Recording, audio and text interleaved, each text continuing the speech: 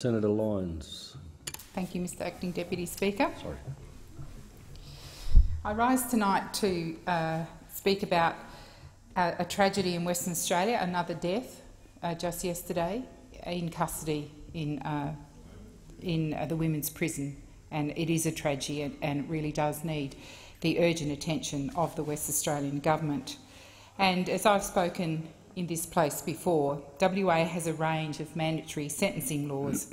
In addition, in WA it's harder to get bail or parole. People end up in prison for the non-payment of fines and for relatively minor offences such as breaching a move-on order.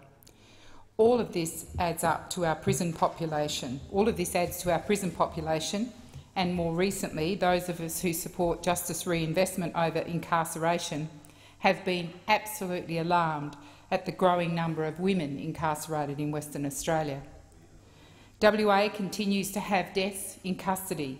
All of this should lead to a compassionate government taking serious stock of what is happening to its citizens and why it's happening.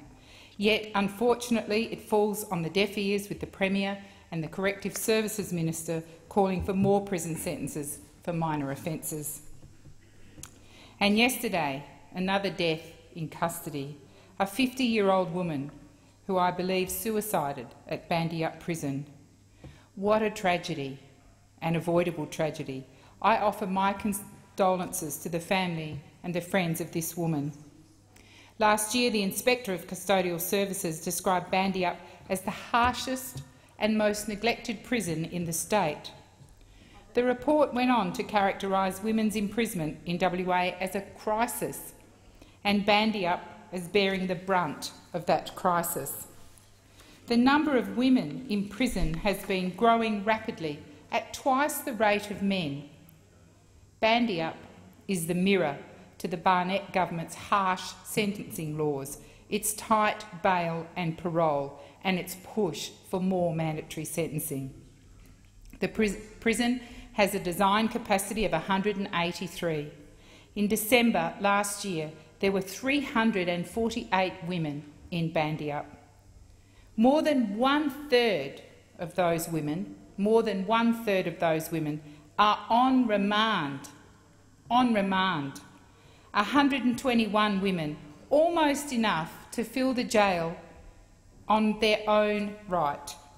This means women sleep on mattresses on the floor, in cells designed for one that have two crammed into them, with their heads up against the toilet. This is clearly unacceptable, yet no action has been taken to address this overcrowding, apart from the Department of Corrective Services being ordered by the Minister to look at options within current prisons. One of the options is to build a wall down the centre of the male prison, and that option was put up last year. I mean, how long does it take to build one wall?